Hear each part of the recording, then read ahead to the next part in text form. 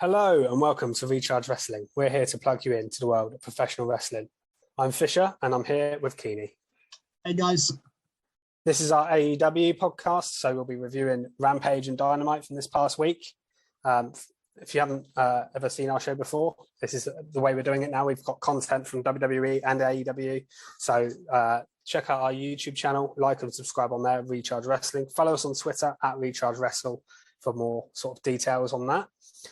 So let's get straight into it, I suppose. So we'll talk about Rampage first, as that happened last Friday, a little while ago now, to remember everything that happened. But let's go through what happened on Rampage and talk about what we liked and didn't like. Let's start with the opener. Eddie Kingston and Konosuke Takeshita. Takeshita. Takeshita. Don't want to mess up his surname. A really good match, actually. Yeah, this was a banger of a match. I've put on my notes. Lovely, brutal match. I mean, I'm always impressed by Takeshita. I think he's amazing. I keep saying it every week. He impresses me more and more. I love him. I think he's great. He is one they could definitely. He had two matches this week, and both of them are really good. Because he did appear this week a few times.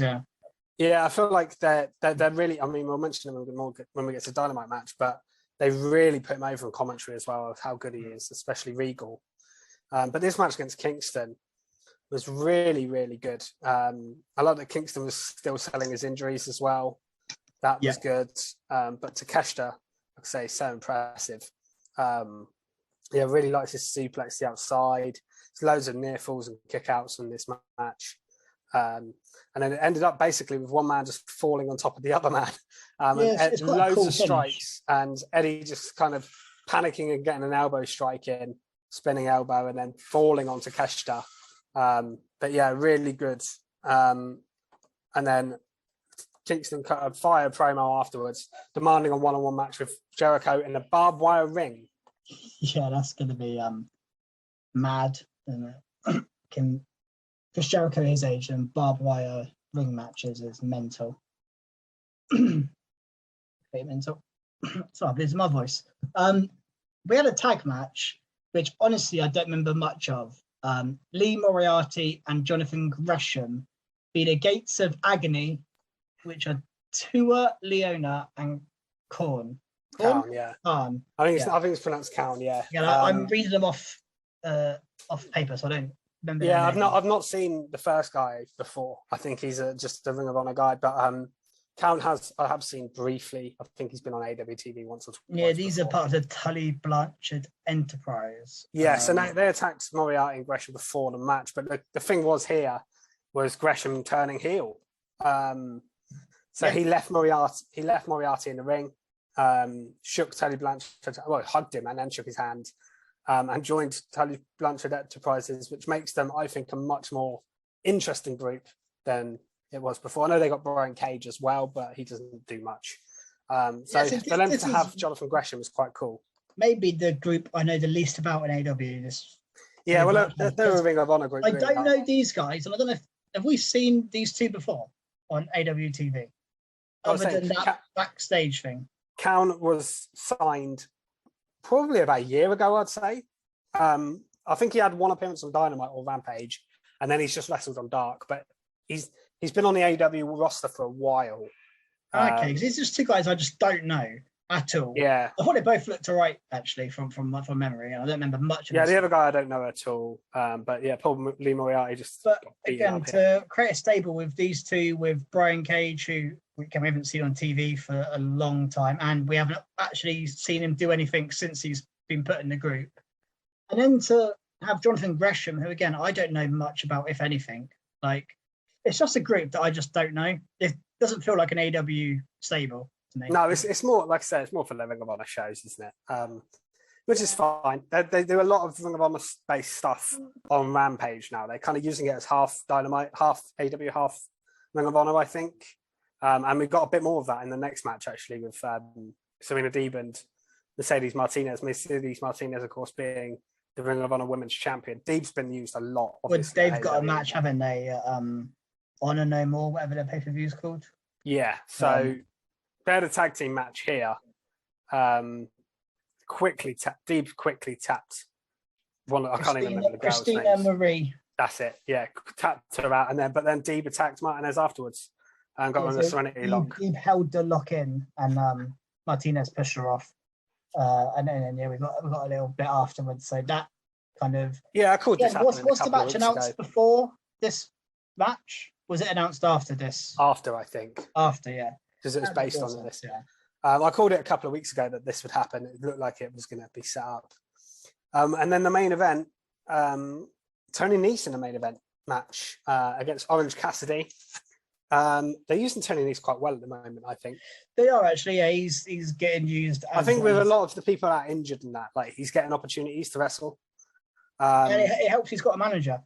The one thing he never had on WWE TV was a manager. He just was himself, and I think he struggles. He's not the most charismatic person, is he? He's a great wrestler. No, he's very grey. Like, doesn't really do much great or terrible. Just doesn't do much. So to have a manager with him, and Sterling's a decent manager. He's did well with Dade before. This match was good. Kind of a what you'd expect to Cassidy win against Nese. This again was to get Cassidy to sign a contract to get Swerve banned from. Yeah, the stipulation was very random. I don't remember why they're upset with Swerve, but I'm sure there's a reason behind this. But yeah, I liked the involvement here. It was a comedy match as well. It was some good wrestling, but obviously there was the comedy side of it. Mark Sterling getting in, Danhausen involvement as well. He proper hits Sterling in the dick. Curses Tony Nese. Orange hits the punch and wins. Sterling got him with his clipboard originally, but yeah, it was a good fun main event. I think Takeshita Kingston was a much better match. 100%, yeah. Out of the two on the show, the opener was the best match, but this probably should have been a main event in all honesty. Which obviously really into Cassidy, aren't they? The only criticism I have of the Takeshita Kingston thing, and we'll get on to it's a good segue on to Dynamite, was obviously set him up for a championship contenders match basically with Moxley, but he lost here. So he lost and then gets a shot at the champion, and if he beats the champion, he gets a shot. It was a bit of a weird way to do it. They think about that. That's stupid. Yeah. That aside, because if WWE do that, we'd slaughter it. So we got to do it. I didn't even cross my mind. Well. Yeah, no, you're right. That is terrible. He lost, and then gets the championship contenders match on the back of it. And then should have had him win really. Yeah, I know you're building to Kingston Jericho. They were kind of booked into a corner booking the match, I suppose. Which they don't often do that. They don't often book themselves into a corner. They could have done the same finish, just Takeshita landed on Kingston. Because Takeshita, again, he lost. He didn't lose much by losing because it wasn't I suppose, comprehensive defeat. It's basically a draw, and one of them happened to land on the other one. So let's segue onto the match on Dynamite. Well, on Fyter Fest, actually, officially. Oh, yeah, Fyter Fest. Fyter Fest Night 1. So this was just randomly in the middle of the card as well, which was a bit odd for it was the AEW Championship. But they did have the tag team title match on there. And obviously, with what was to come, with the title change, I understand now why this was... Because at first I was like, why is this in the mid-card? But yes, this, again, was a really good match. So good. I think we said last week as well, John Moxley, when was the last time he had a match he doesn't bleed in or there's blood in? There was blood everywhere in this match, biting, quite vicious. But like I said before, the commentary from Regal was great here as well, putting Kestrel over. Really did, yeah. That dive, and he did a Hurricane Rana and then a dive as well, Kestrel in this match, which was great.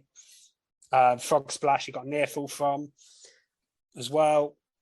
And there was a bit as well where Mox hit the paradigm shift, goes for a second one, counters it into a suplex and got near fall of that, but ended up obviously losing again here to Kestrel. So the thing is, he does lose a lot. And he loses the Bulldog choke. Lost every match he's had, hasn't he? Basically. Yeah. But I feel like they're building to. I feel like they might build to something with him. I want him to be on their roster permanently and just use him. I think he's very, really good. What if that? Okay, maybe Ospreay aside, my favorite New Japan star they've shown us. Yeah. He was someone I knew nothing about as well. Whereas a lot of the other guys that have come in recently from New Japan or even from Ring of Honor, the ones that have impressed me, I've known about already. So yeah, this was different for him. I really enjoyed that match as well. Two really good matches back to back. Two defeats, but like I said, I don't think that matters too much. No, he still had a good show, and I think they mentioned after the match that kind of just reminded us about CM Punk being the actual champion in the match, and Regal's like, I hope CM Punk's ready to go to war with Moxley, which is going to be a great match when that's. Because I think Moxley will definitely keep it until Punk's back. I don't see him losing it. I don't see what the point would be. So yeah, I think keep it on him and then do that against each other. That is a huge match, Moxley and Punk. That's huge. That was good, big as they can do, almost right up there. So yeah, especially with like dual champion thing, it's really big. Really. Let's go back to sort of the start of Dynamite and the talk TNT. about. So Orange Cassidy had another match as well off the back of his obviously match on Rampage. He opened the show here against Wardlow. What did you make of that one?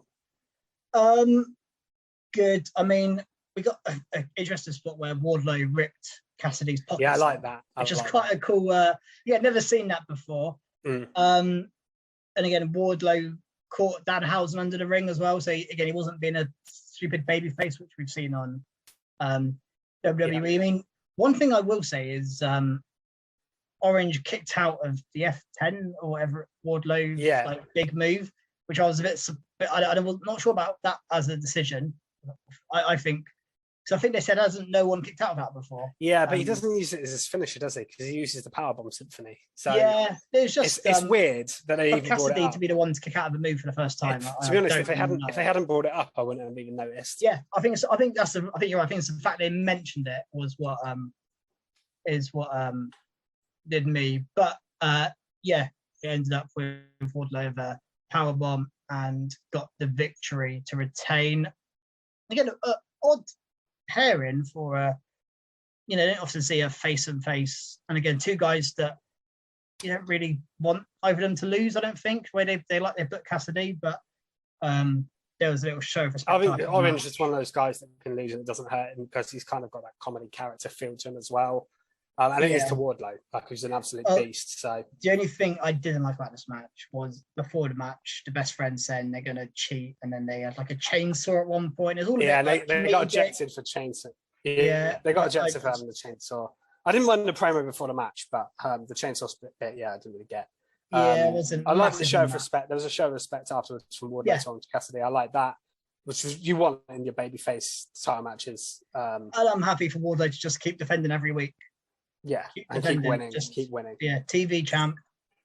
I like that when they do. Jade Cargill did, but she hasn't defended for a little while. Jade Cargill. No, and she never. The problem is as well, she didn't defend against people that are very good a lot of the time. And she also never defended on Dynamite either. No, it was always on Rampage. But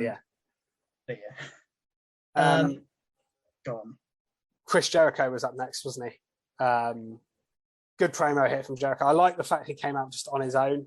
It was like man-to-man promo with Eddie. It wasn't none of the other guys getting involved, talking nonsense kind of stuff. It was a very serious, straight to the point promo, responding to that Eddie Kingston promo from Rampage, basically. He did go a little bit far on it here. I like the fact he said he's bringing the Painmaker, which is obviously a good gimmick. But he did talk about Eddie will go back to drinking and drugs and use his mental health as an excuse after he beats him.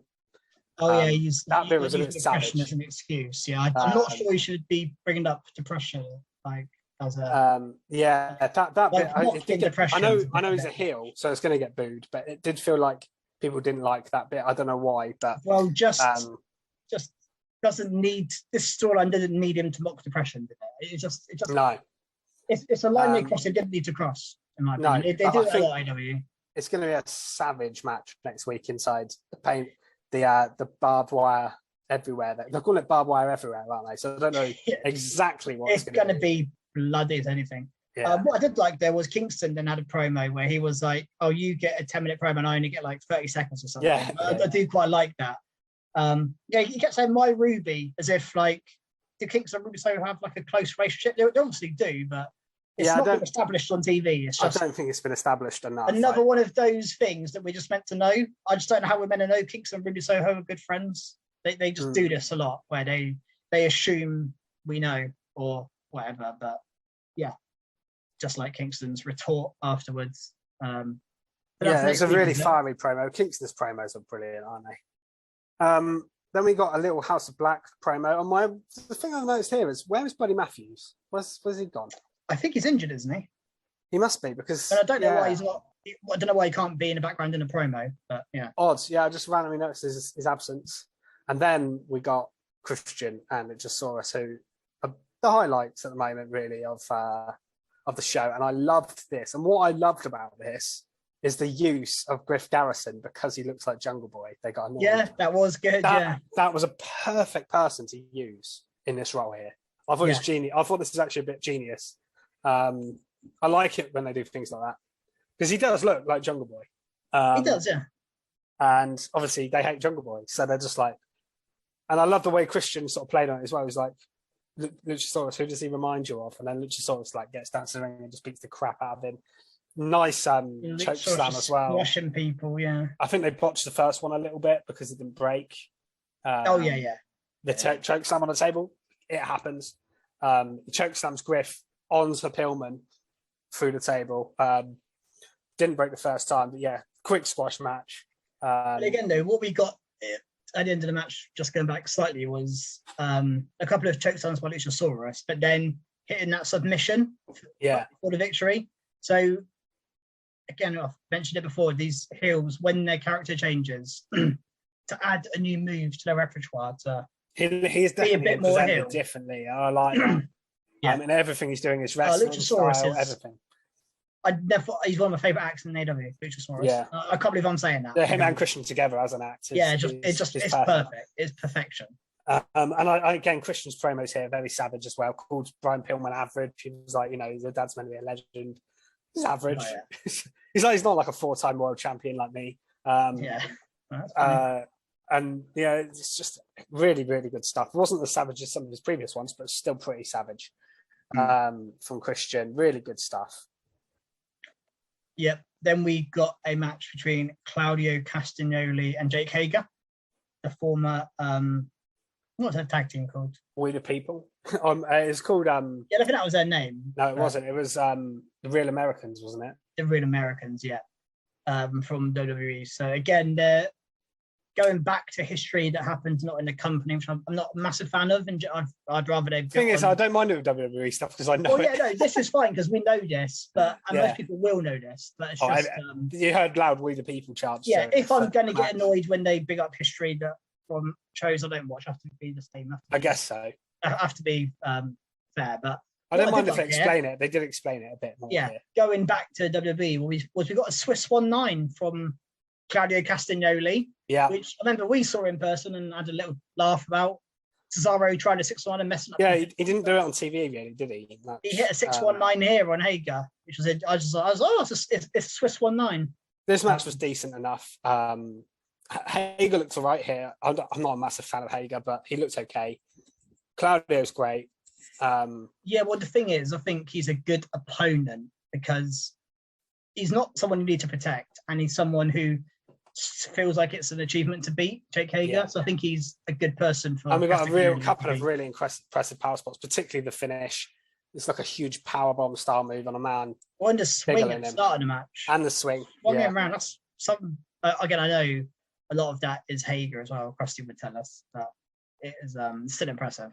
Yeah, and this match was I enjoyed this match just because because I know the background and I thought it was decent, and I love watching Claudio wrestle anyway. And obviously he got the win, which is fine, and that's right decision. Yeah. Then we got an interview, or we got a little one with Hook, who didn't say anything. Just if he wanted the title shot. I didn't even write that down because it's the same thing every time. I like Hook, but it's the same thing every time. Yeah. I love him when he's wrestling in the ring. Basically nothing to say on his interview thing is getting boring. Yeah. And talking of getting boring. Go on, what's boring? Britt Baker and Jamie Hayter again with Thunder Rosa and Tony Storm. We don't need to see. Yeah. So we got Thunderstorm, which I like. I like the name. Yeah. And they've got merch now. And they Thunderstorm. Yeah, I like them being together. I've got no problem with that. I think there's a slow burn there you can do with Tony turning on Thunder Rosa too. Yeah. So I like the idea of that. And again, AEW won't, if if you listen to our WWE podcast, spoke about NXT. They won't break them up in 2 weeks and then have one of them turn on the other one. They'll slow burn this, which is good. But yeah, I just don't want to see these four. I rolled my eyes when Britt Baker and Jamie Hayter came in. I don't want to do that because I like them, but I was like, these guys have just been. It feels like they're only 4 women in AEW. That's my problem with it. Like, come on, move them on. Yeah, no, I do actually agree with that. Looks like we're getting a tag match covered up. I don't know if that's been. Speaking of 2 other women that were in AEW, we got a women's match next in the usual spot, didn't we? Yep, this is the women's match spot. Yeah, Anna Jay and Serena Deeb. Again, Anna Jay's a hard person to get behind because they've just never. I like what they did after the match with her, which we'll get to in a minute. I liked that. The match itself, yes, yeah. Wasn't a lot to it. Anna Jay is okay in the ring. It's always going to be. She held a Serenity lock in for a bit too long. Mercedes Martinez came down. And this is quite obvious what was basically the same spot from Rampage. Yeah, and Mercedes come down and made the save. But what I did like, that wasn't the bit I was on about after the match. I liked the bit that I was on about was when Anna Jay was in the medical room. Yeah. And Tay Conti comes in. They have a little dig at each other, and especially Tay was like, "You're never on TV," and then she was like, "At least I'm not smashing Ruby Soho's arm in a car or whatever she said back." But then Tay Conti was basically like, "I like you, and you're wasting your career. You need to have a think about what you're doing." Basically, hinting to her to come and join her. I think in the Jericho Appreciation Society. I mean, it would be something for Anna Jay. Anna Jay needs to do something else because she's doing nothing. So, yeah, no, she is doing nothing. And it'll give Tay Conti a bit more of a direction as well if she has. Yeah, although I feel like we're moving towards a Conti Ruby Soho feud, so I don't know if Anna Jay fits into that. But well, you can have heels and 2 outnumbered Soho if they did team together. Then you could have Soho bring someone else in. I don't know, but I liked what they did here anyway. Yeah, no, I do agree with that, actually. Again, because it's one of those things, they've kind of separated them but never really mentioned them being separated. So it's nice. And Tay Conti was right. Anna Jay's not been on TV. I've barely seen her. Yeah, I actually agreed with Conti more than I did with Anna Jay, actually. I was like, actually, Conti, you got a point. Yeah. Interesting. Then our main event. Yeah, we got through that very quickly, actually. But the main event was worth saving some time. What was the match called again? So it's called Triple or Nothing, wasn't it? Triple or Nothing. Yeah. So play on their Double or Nothing pay-per-view, triple threat match. And this would be AEW wise my top mark of the week. And maybe my top mark overall, like I said, I gave, if you listen to the WWE one, I did give something from Raw my top mark. But this probably should have got it really in terms of the quality of the match here was really, really good. And it genuinely surprised me that Swerving Off Glory won, and I like it. It's not a surprise I dislike. It's not a surprise I dislike either. I think it's one of those where it's really what's good. We mentioned actually with your other top mark that things that throw me that I'm not expecting, and I'm just confused, I'm intrigued. And this is another one where I thought, well, they won't win it because they've been, bickering a bit, and there's been a bit of unrest, and maybe they're going to split up. And now they've won the title. It's just like, oh, what happens next? Same with the NXT main event. There's a few times this week where things have happened which I didn't quite expect to happen when it happened.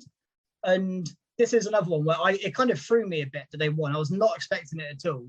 But I'm not against it. I'm not against them. I really like them because I don't think I know we were people thought we were building to Young Bucks FTR again, but we don't really need that. And I don't think the Young Bucks necessarily need the belts anyway. I mean, FTR are winning belts left, right, and centre, so maybe it would have worked. You can do it for the FTR's belts. You don't need to necessarily throw the AEW tag belts in as well. But Swerving Off Glory, I think, have just grown and grown and grown as a tag team. I think their double moves are fantastic.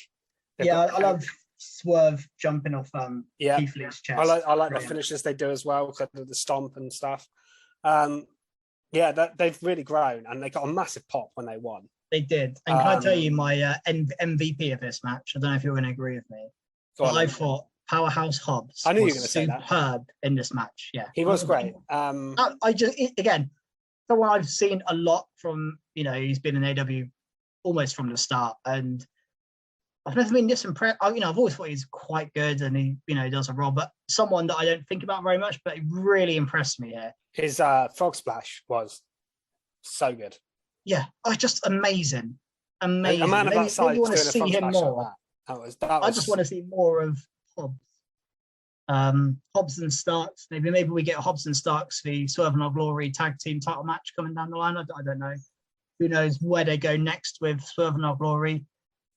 Who knows where they go next with the Young so it's interesting because, like you said, they've been teasing the split, but then they won the title. So I think what they could have, their storyline. I mean, to be fair, Keith Lee last week said, you annoyed me, but we keep winning. And I think their storyline is going to be that they don't really like each other that much, but when they wrestle together, they win. So they're just going to keep winning until they lose, and then they'll probably split straight away. I don't see them being a tag team for like 2-3 years down the line.